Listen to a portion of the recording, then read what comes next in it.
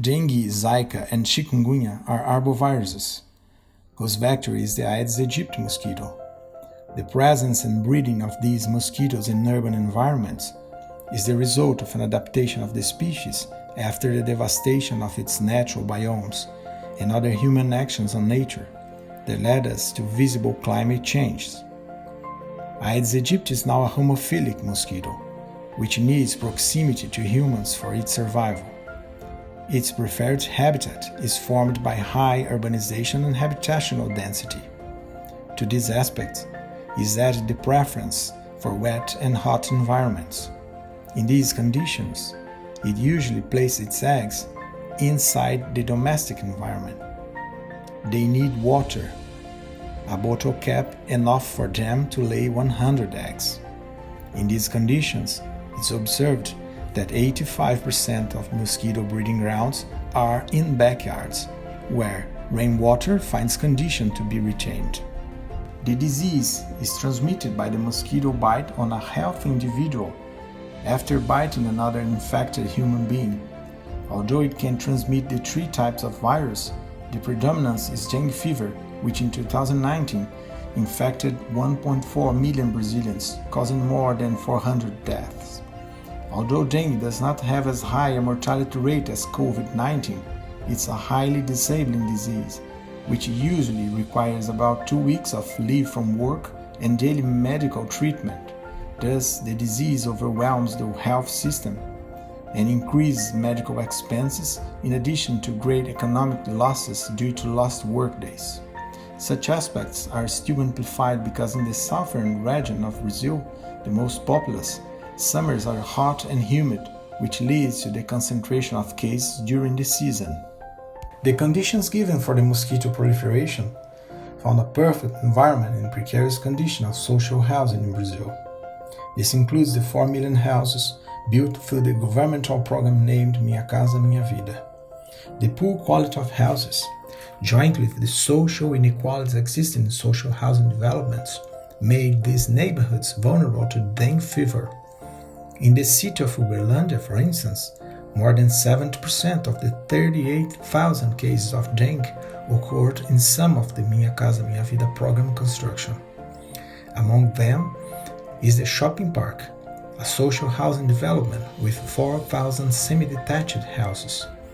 Previous studies by the group in this community found several vulnerabilities that ease the proliferation of Aedes aegypti. There is a great accumulation of all sorts of waste in the backyards and public spaces. However, residents consider them not as rubbish but as resources for future renovation of their houses, exchange or income generation. The accumulation of this material alongside of the high rate of soil sealing forms a perfect territory for the spread of the disease. Governmental actions use expensive task forces to clean the backyards and public spaces. Hundreds of agents are taken to the streets to inspect houses and advise residents on the need to eliminate material accumulation. However, these actions are not very efficient. The moment the agents leave, everything is as it was before. How to change the situation? The Moura Group at the Federal University of Uberlândia, jointly with Professor Fionn Stevenson from the School of Architecture at the University of Sheffield, established a partnership to address these problems. It seeks to create a research action methodology that could be enhanced from the case of shopping park neighborhood, and in the future also to be tested in other social housing communities. Funded by the Global Challenge Research Fund, the project is named Co-Producing Healthy Communities, Backyard Retrofit to Prevent Arbovirus Epidemics in Brazilian Social Housing Developments, also affectionately nicknamed as My Home Without Dengue Fever. The project is in line with the UN's Sustainable Development Goals.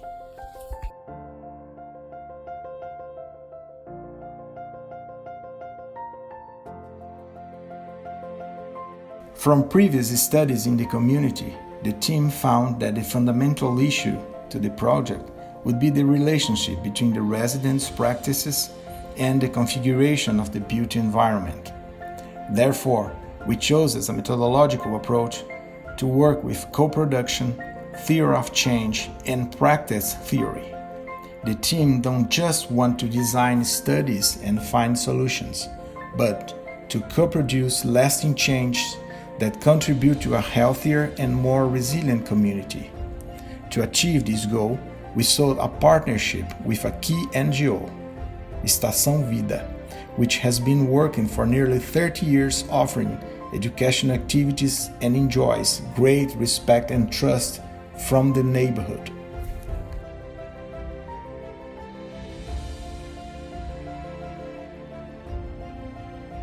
The stages of work are: Stage 1, specialization of the occurrence of dengue and mapping of yards from high-resolution images made by drone flight.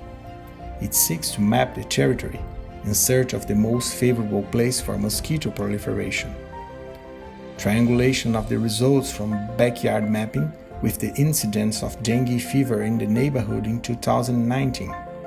It considers the accumulation of material, high waterproofing rate, and water accumulating in objects. Stage 2. Monitoring of climatic conditions through the installation of a compact meteorological station in site. It helps to have more accurate climatic data in real time for the crossing of data with the specialization of backyards and dengue. Stage 3. Recruitment of residents to engage in the project. Installation of egg traps to measure the presence of mosquitoes in homes, and the application of a pilot questionnaire. Besides, this step helps to increase the number of participating residents. Stage 4. Weekly monitoring of egg traps and egg counting in the lab. Weekly report to residents on the mosquitoes' proliferation in their homes. Stage 5. Definition of houses for sampling and pilot work. Sampling is based on preliminary data on dengue spatialization and data from egg traps, seeking to identify the worst-case scenarios. The level of engagement of residents will also be taken into account in the selection of sample, which is very important for the assimilation of ideas in the community. Stage 6. Walkthrough in the selected houses and their spatial modeling. Stage 7. Co-production workshops seeking to increase the engagement and knowledge of residents on how to prevent the proliferation of mosquitoes and co-producing solutions for backyards. Stage 8. Studies to assess the level of engagement and the effectiveness of the retrofit toolkit. Stage 9. Workshops to assess the assimilation of the results and how the retrofit toolkit is spreading on the community. At this point, it is expected to increase the number of participants, engaging more residents and institutions. The results of the first stage showed a homogeneous distribution of dengue cases in the neighborhood, reaching 1 in every 3 houses. However, spatial analyses have shown coincident places in regards to high rates of soil waterproofing, accumulation of materials, and concentration of objects that retain water. As seen on the map, there are some more evident clusters in the southeast and north of the neighborhood. Egg traps have been allocated to cover a maximum radius of 500 meters each, which is the maximum distance usually traveled by mosquitoes. The traps were collected every week and eggs counted in the lab. The results generated heat spots on maps, which together with the spatial mapping confirmed a slightly worse scenario in the southeastern portion of the neighborhood.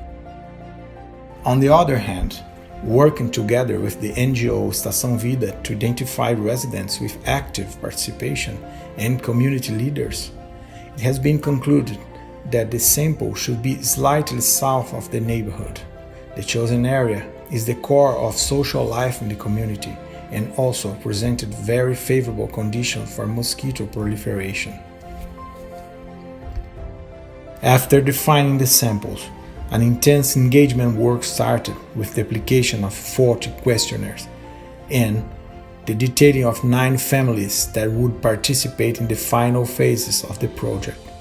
The answers indicated that a large number of residents use backyards to store all types of material for future use, exchange, or to generate income. It also indicated that more than 90% of the houses had already undergone expansions. The first workshop took place at the NGO Estação Vida and counted on a special protocol against COVID-19. The purpose of these activities was to share the findings of the first studies on the neighborhood, to increase the levels of engagement and assimilation about the practices that lead to the proliferation of the mosquito. It also seeks to improve the residents' knowledge about the disease.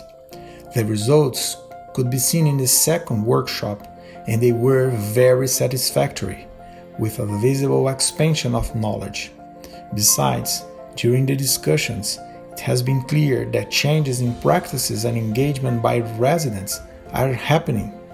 However, a continuous evolution is expected and should be visible in the next steps of the project. We believe this is the only way to have an effective and lasting toolkit for a healthier social housing community.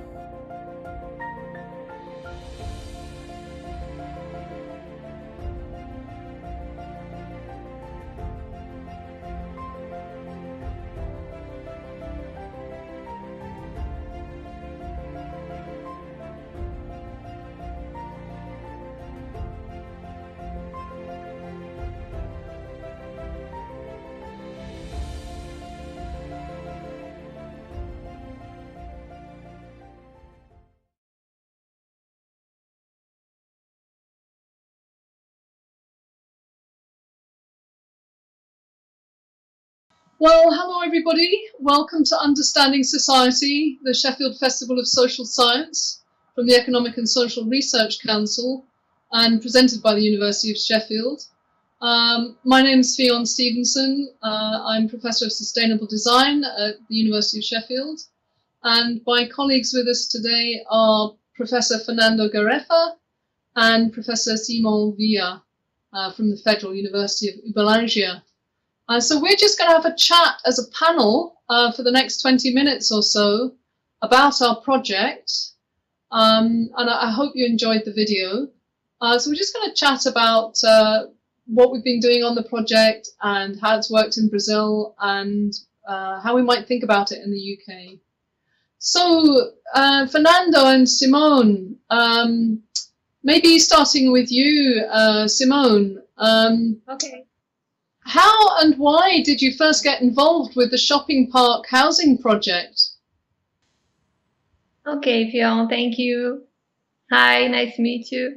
First of all, our research group, MORA, has been researching the quality and resilience of social housing developed since 2009. I think shopping park drew our attention in 2016. This is the Uberlândia's largest development under the program Minha Casa Minha Vida, with 4,000 houses. It's a huge impact on the urban context and environment. So from then, we are performing systematic assessments through post-occupancy evaluation and co-production in this development. Wow, that sounds great, Simone. So yeah, really big challenges there. And Fernando, I know that you and Simone work closely together in the School of Architecture. I wondered if, as a planner, if you could give us the wider context about why is dengue fever such a problem for Brazilians, and what does it do to people? So, good evening, everyone in this audience. So I think dengue fever is a problem because it spread as fast as COVID-19, especially depending on the presence of the mosquito and in the urban density. So it's dangerous. And so required daily back and forth to the doctor to hydrate and to measure the viral charge and to measure the blood platelets, because they usually they drop and it's dangerous. And besides, it causes high fever and myalgia. So the effects and treatment make people disabled for work for 14 days, which costs a lot for us, and especially during the season, which is the summer. It's our summer, which is humid and hot. Hospitals are chaotic. So in 2016, the estimated costs were more than 2 billion in Brazil. So despite dengue is the predominant virus, there are two others, I think more dangerous than dengue, transmitted by the same mosquito, which is Zika and chikungunya. Especially Zika may cause microcephaly in fetus if a pregnant woman got it. It's so this is a huge problem in Brazil, and it's major incident in social housing development. Thank you for that, Fernando. I'm going to move back to Simone again. Very interesting part of the project is you both working directly with the people in the project. So how did you manage to engage the people living in Shopping Park to encourage them to take part in the project? This is one of our major concerns, how to deeply engage people. It's been a long and continuing process of action with the community since 2016. The identification of residents' real needs based on POE practice jointly with co-production has proved to be valuable tools to increase engagement and resilience. Of course, we count on an amazing NGO that's working with this community for a long time. They are very helpful with this task. That's brilliant. That's really great. And Fernando, I mean, once you've got this engagement, have you discovered, are there any other projects like this happening elsewhere in the world in relation to trying to stop dengue coming into homes? Okay. I think the interesting thing on this project is, I think it's connecting social practices, built environment, and arboviruses epidemics. So I think this is original on this. I saw some solid works trying to cure the disease or eliminate mosquitoes from sophisticated genetic modifications. So, but none of them dealing with the social and environment component. I noticed in Africa, especially I think in Tanzania, there is a similar project that works with malaria. It's transmitted by a slightly different mosquito. But this project is in semi-rural areas, and especially from the consequences of deforestation. They seem to seek for simple solutions, like using mosquito screen, tested in a housing development, in a pilot project. It's an interesting, but it's the approach it's similar to our, but they are trying architectonical solution for this. So, but there is a connection with our project. But I think we are original, connecting social practices, built environment, and the cure of disease. This is why our project is strong. Okay, thank you, Fernando. Thanks for that. So coming back to you, Simone, I mean, what do you think has been the greatest challenge on the project, and why? Okay. Our greatest challenge is to deal with the consequence of poverty and inequalities. How to draw the attention to the environment from those whose the very first concern is just to survive or just to have a meal. This is very difficult. We needed to be patient to plant seeds that can grow and develop without our present in the future. Create a strong and engagement network of residents and a set of strategies capable to face the vulnerability of these homes and strengthening notions of citizenship and collectivity. We understand our work as facilitators of ideas and solutions that above all must make sense of touching people's hearts. We also intend to provide the basis for a community for is more resilient to the impacts over time. This is our task. Yeah, that's a big task, isn't it? Wow. Yeah, a big task. Huge challenges there, really. Yeah. Yeah. So, Fernando, if we move on again, I mean, what do you think have been your best moments in this project, and why? Okay, I think that, thank you for this question. I think the curious thing is that this project is planned in stages, like seen in the presentation. So I always think the best moment is the last one. Okay, seriously. Particularly, I think the best moment was the last workshop. When I realized how happy the participants were in getting knowledge on how to avoid mosquito. This was touching. That was emotional.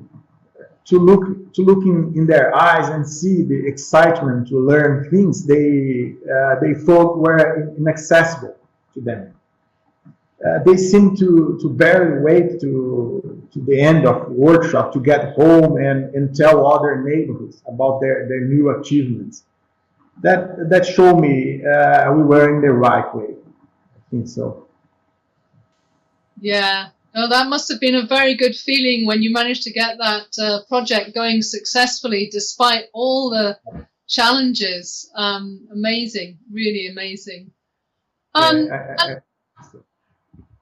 Go ahead. Yeah. No, it's just I think this is the highlight of the project. Despite thinking always that the last stage is the most important. It's the best. Yeah. Yeah. Yeah. Okay. So, moving on back to you, Simone. I know you guys have been working really hard to encourage the inhabitants, the people in Shopping Park, to carry out their own citizen science measurements. If someone else wanted to do that, if someone else wanted to do citizen science with inhabitants, what advice would you give to them? Yes, the citizen science is very helpful because we needed to understand how the people observe and feeling the problem. And when we apply very questionnaires, 2 or 3 questionnaires with POE to discover these challenges. But it's very helpful for us discover the type of the people and what the people feelings about the dengue and our houses. Yeah, yeah. I mean, I think it's really useful. The citizen science is great. So, guys, I think just to address some to add some words to this question, and just if I may, I think firstly this experience showed us as scientists that we must be humble. So there's a lot to learn from those simple residents. So I think we would advise to set the language and concepts so that they could be understood from a naive audience, and try to translate complex experience in ordinary ones, if possible. The egg trap is a very good example, and so it consists in a black plastic vase and a wooden pallet, and so we can tell about the bottle trap, which is another good example. It is made using empty plastic bottles that make easy for residents to see the entire mosquito life cycle. So both could be easier, could be easier crafted by any people. It's a very good example on about citizen science. So it's okay. I think it's quite interesting. This approach. Yeah, no, I think it's wonderful the way you guys managed to use plastic bottles, simple plastic bottles, to get the inhabitants to work with those and collect the mosquito egg. Is fantastic. So I guess moving over, the second half of the conversation is a chance for you to ask me a bit about how I got involved with you guys. So please go ahead. Yeah. Would like to address some questions. Yeah. Okay. I'm starting, Fionn. Okay. Are you listening? I am. Yeah. Okay. Okay. And Fionn, how did you get involved in this project? Well, that's a great story, Simone. I mean, I was so pleased to meet, first of all, the two of you at an international conference on resilience that we held in our School of Architecture, quite a few years ago now, I think maybe 2015 or 2016. And, you guys presented a great paper and we met each other and we had a chat and we said we wanted to do something together. And then I was able to get some special funding from Santander, and we were able to do some work together initially, just doing some POE studies on the shopping park together. And I came over to Brazil and I discovered what an amazing country it is and the incredible challenges that you guys have with housing.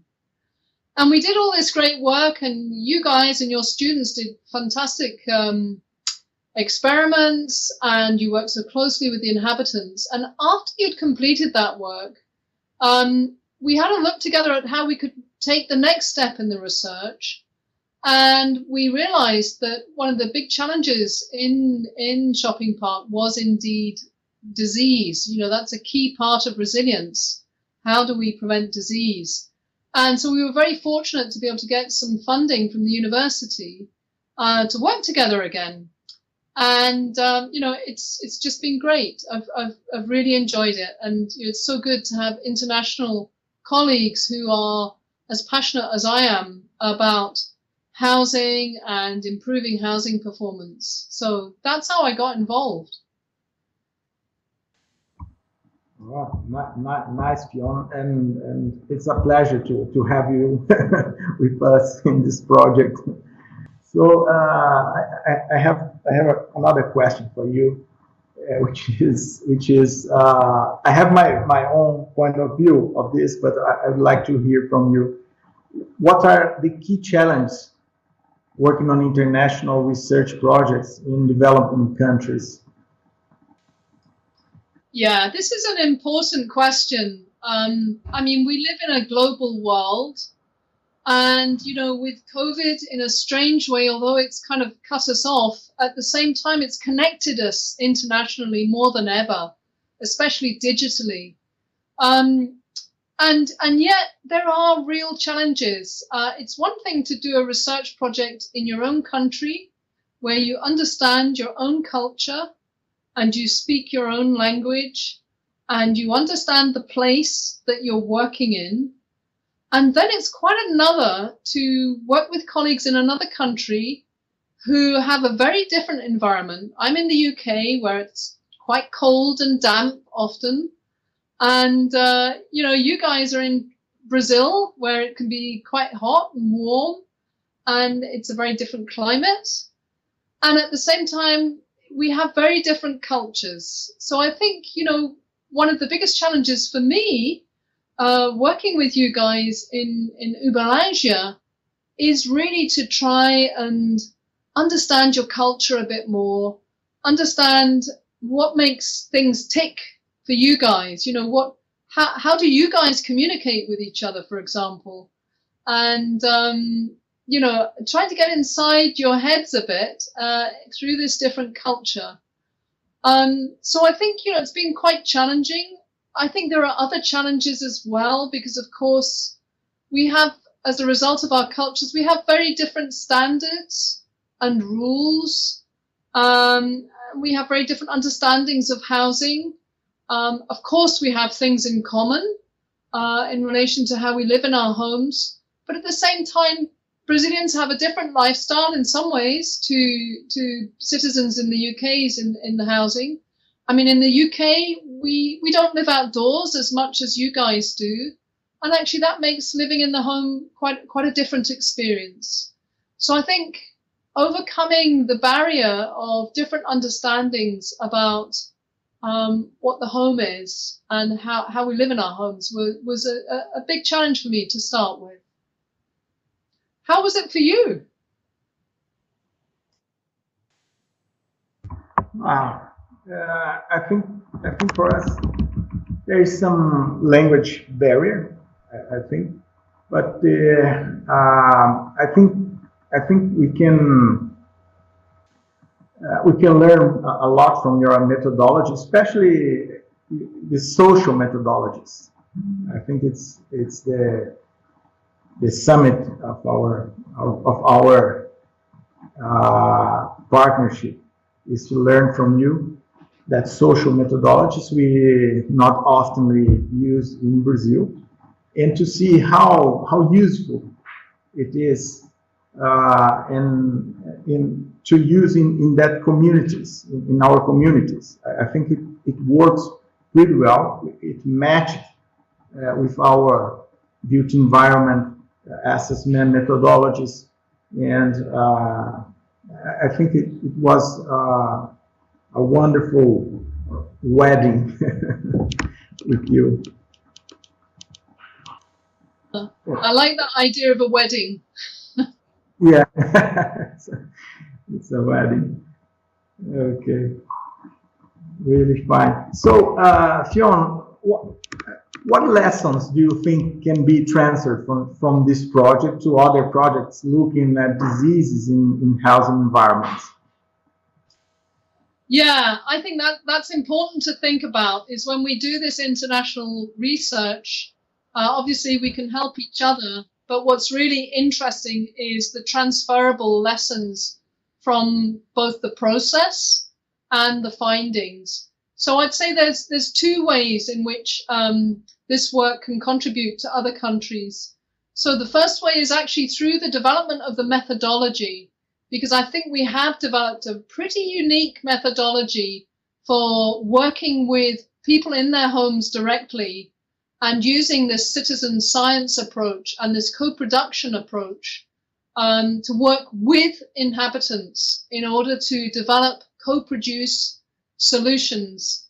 And I think that is something that any researcher in any country could actually do, is to use these methods of co-production, working with the inhabitants directly, drawing on the inhabitants' knowledge. They have very strong tacit knowledge about how their homes work and what they're capable of doing to develop solutions for preventing disease.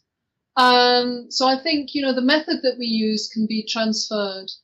I think the second way that our research can be transferred to other countries is also in terms of thinking not just about dengue, but actually thinking about disease control more generally. I mean, in the UK, we haven't got dengue at the moment, thank goodness. But we have other diseases. We have COVID now, for example, and in a curious way, the citizen science that we're doing, whilst the method can't necessarily be directly transferred, you wouldn't collect mosquito eggs to solve COVID. The fact that we're showing inhabitants how to observe their homes, how to think about how to change their homes, and how they can adopt different behaviors, different habits, different ideas for how they store things and use their homes. I think this is very transferable to thinking about COVID, because it's that engagement that actually takes inhabitants with you on a journey to transform our housing environments. And indeed, with COVID, we're looking now at how we have to change ventilation practices. We know that COVID spreads through the air. We know that COVID spreads through touching. And, to develop research projects that use co-production and that use citizen science, where inhabitants can directly engage with what is happening in their homes in terms of COVID, I think could be a very exciting possibility. I'm not quite sure how it would be done, but I imagine that we can take this co-production methodology into a lot of different disease prevention scenarios, and that we can move on from this idea that the inhabitant is someone we do research to, and that we move into this new model for the 21st century, which is that we carry out research with the inhabitants and we learn from them. So I hope that's what we can do with this project, is transfer some lessons. Oh, wonderful. Okay, perfect, Fionn. I agree with you totally. And Fionn, do you see any similar challenges in the UK? Yeah, I've spoken a bit already about the global challenge of COVID as a virus.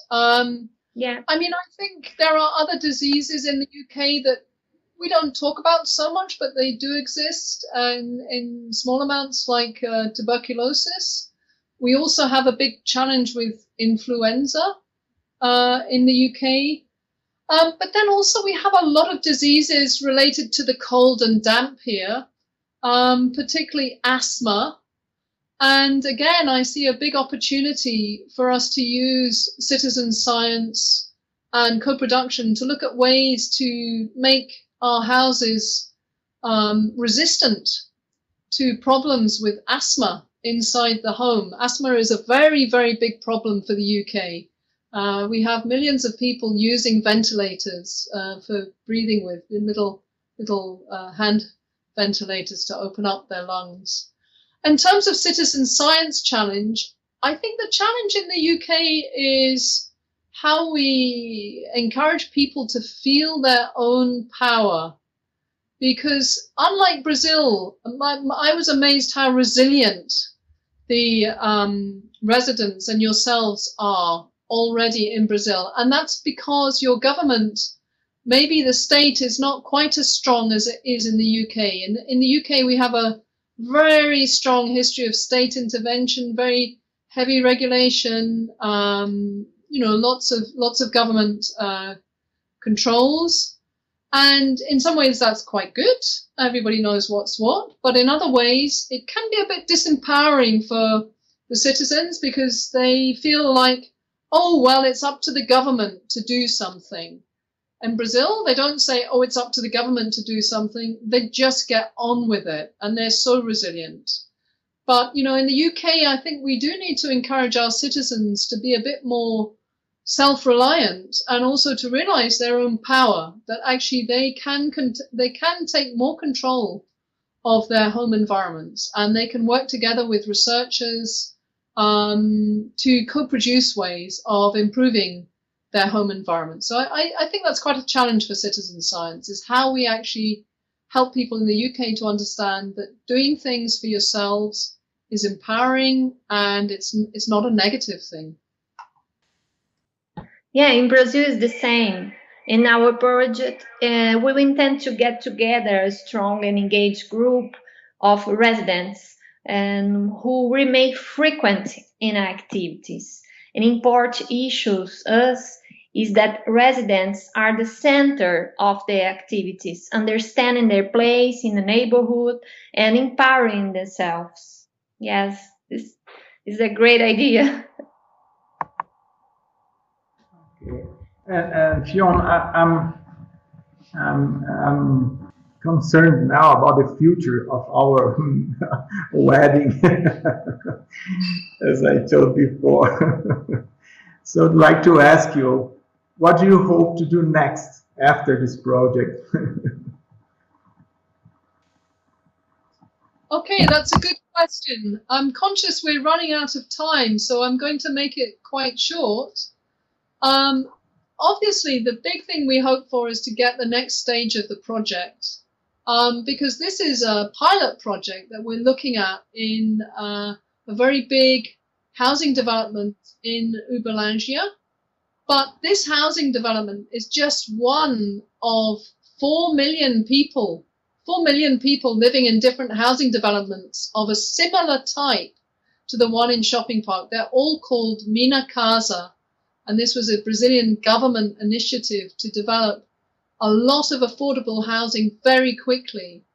And so we know we need to spread our understanding of how to co-produce resilient solutions to dengue, not just in the climate zone of Uberlândia, which has its own particular climate, which is both dry and wet, but also to look at the other climate zones in Brazil.